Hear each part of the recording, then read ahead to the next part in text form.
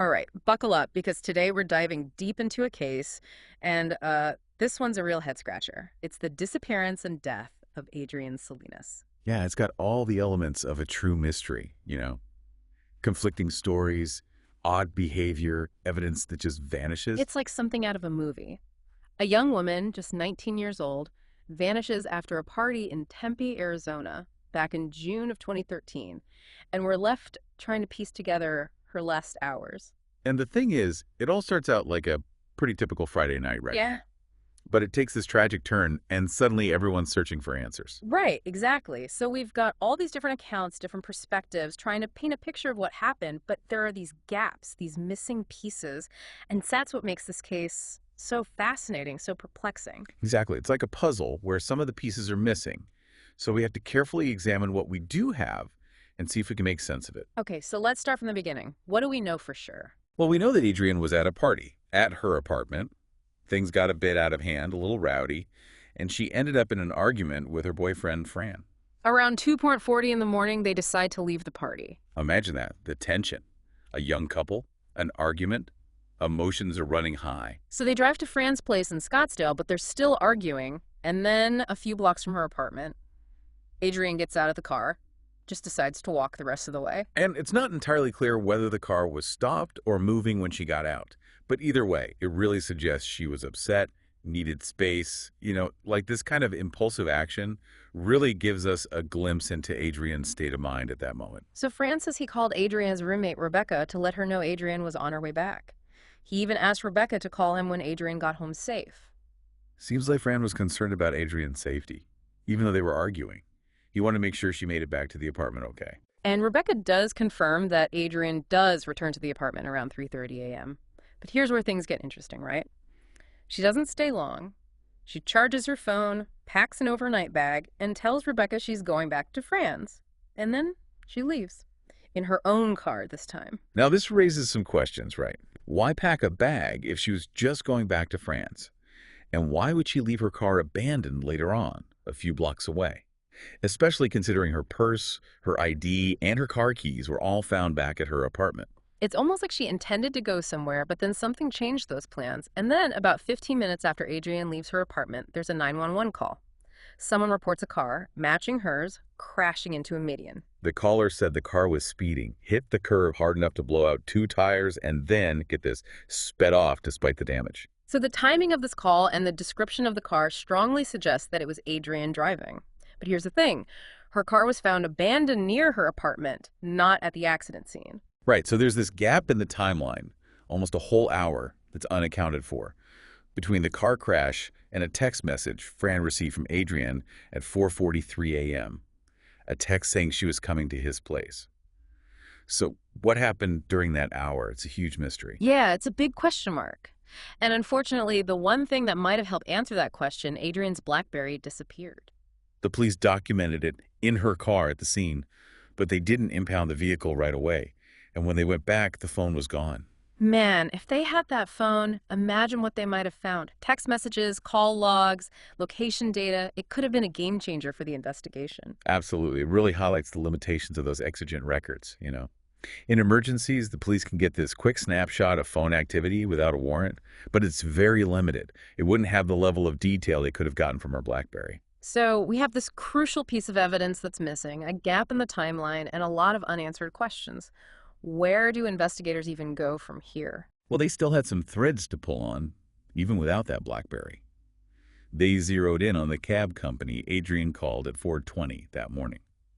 And this leads them to Tom, the cab driver, and that's when things get a little weird. Yeah, this is where the story takes a bit of a strange turn, right?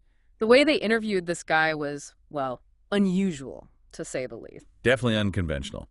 He was actually driving a group of passengers to the Grand Canyon when they decided to interview him over a conference call. A conference call, seriously, Jim, with a cab driver who's on the job. Yep, with Tom and his father. His dad owned the cab company. So just imagine you're one of those passengers, right? You're on your way to the Grand Canyon, all excited, and suddenly your driver's getting grilled by the cops about a missing person. Yeah, it was definitely not your typical interrogation setting. But it allowed them to talk to him immediately, They didn't have to wait for him to finish his route. But was it effective? Did they learn anything valuable from that conversation? Tough to say for sure. One of the passengers did report that Tom was acting strangely during and after the call. He got pretty agitated on the phone with the police, apparently. Hmm. Then, after he hung up, he pulls over and starts digging through his trunk. Digging through his trunk while he's got passengers in the car. Yeah, and he was mumbling something about a surprise hacksaw he found in there. A hacksaw. Okay, that's not exactly something you just casually find in your trunk. Yeah. And it's not something you'd easily forget about either. Exactly. It definitely raises some eyebrows. Of course, all we have is the passenger's word. Hmm. And, they were probably already a bit freaked out by the whole phone call situation, but it's definitely something worth looking into. And they did, right? Didn't they put him under surveillance? They did. They kept tabs on him and eventually asked him to take a polygraph test. But he refused. He said he didn't trust the technology. And around this time, he also gets a lawyer involved, which further fueled suspicions.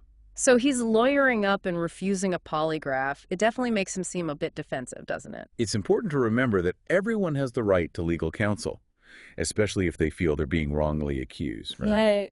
But yeah, the refusal of the polygraph, combined with his increasingly erratic behavior, it did raise some red flags. It's almost like he was making himself look more suspicious, even if he was innocent. So what happened next? The investigators got search warrants for his apartment, his cab, and his DNA.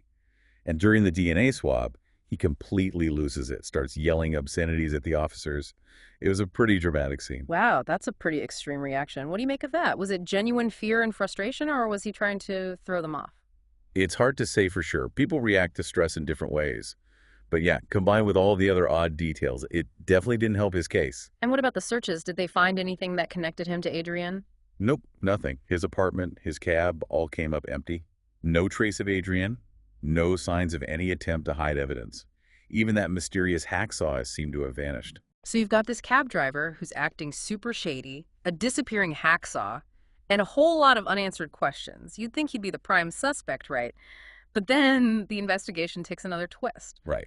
Just when it seems like all eyes are on Tom, they get a tip that shifts their attention to a guy named Brian Patrick Miller. He was known as the Zombie Hunter. Zombie Hunter. Okay, that's a pretty creepy nickname. Okay.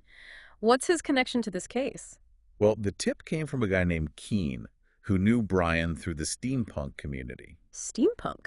For those who don't know. It's a subculture that blends Victorian aesthetics with futuristic tech, kind of like a retro-futuristic vibe. Right, okay. Anyway, Keen had actually defended Brian initially after Brian's arrest for 2 murders back in Phoenix in the early 90s. But then Keen starts looking into Brian's social media and finds some pretty unsettling stuff. What did he find? He discovers that Brian was actually in Tempe the same weekend. Adrienne disappeared. He'd even posted about going on an early morning bike ride that would put him right near Adrienne's neighborhood around the time she went missing. That's a pretty big coincidence. Yeah, it's definitely unsettling, especially considering he's got this violent past. And didn't Brian have a history of violence against women? He did, and he was known for expressing some pretty misogynistic views. His whole zombie hunter persona, driving around in an old police car covered in fake blood, it all paints a pretty disturbing picture. So now investigators have 2 potential suspects, both with questionable pasts and strange behavior. Did they follow up on this new lead? Absolutely. They took Keen's tip very seriously, got a search warrant for Brian's place, looking for anything that could tie him to Adrienne. Did they find anything?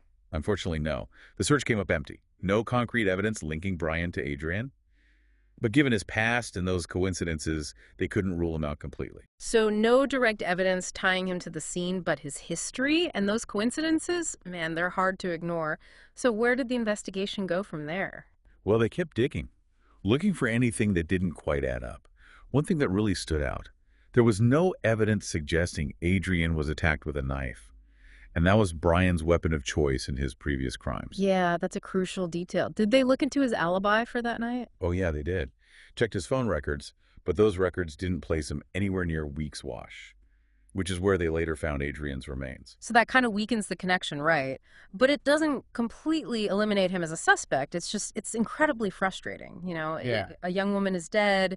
You've got these multiple people with suspicious connections, and still no clear answers. It's a truly perplexing case. And then the discovery of Adrienne's remains, it just adds another layer of complexity to it all.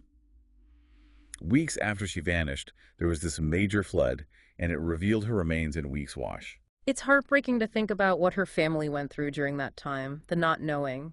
And to make matters worse, the condition of her remains made it impossible to determine a cause of death. Right. The decomposition was too advanced. Another piece of the puzzle missing. And then there's that screaming incident reported at Tom's apartment that was never fully investigated. They couldn't even get a hold of the person who reported it. It's like every time investigators got close to something, it just slipped away. It's frustrating for everyone involved. Hmm. The investigators want answers. Adrienne's family and friends, they deserve answers. So where do things stand today? Have there been any new developments? Sadly, no. As of 2022, Adrienne's case is still unsolved. Investigators haven't ruled anyone out completely, but they just don't have enough to make an arrest. It's a reminder that even with thorough investigations, sometimes mysteries just endure. We're left with more questions than answers. It's a tough reality to accept. Adrienne's family deserves justice, and hopefully one day they'll get it. Maybe there's someone out there who knows something. A seemingly insignificant detail, that could be the key to cracking this whole thing wide open. Absolutely. That's what we always hope for in these cases, that one tiny detail. That's why it's so crucial for anyone with any information, no matter how small it might seem, to come forward. You just never know what might help solve this case and bring justice for Adrienne. Well said. And as we wrap up our deep dive into this case, I can't help but keep coming back to those lingering questions, What happened during that missing hour? Where was Adrienne? Who did she talk to? And what about that missing BlackBerry and that strange hacksaw? Are they just red herrings or clues to what really happened? Those are all excellent questions. And sadly, we may never know the answers. But hopefully someday, the truth will surface. Maybe some new evidence will come to light, or someone will finally step forward with the missing piece of this puzzle. Until then, Adrienne's case serves as a haunting reminder that some mysteries persist, leaving us to grapple with the unknown.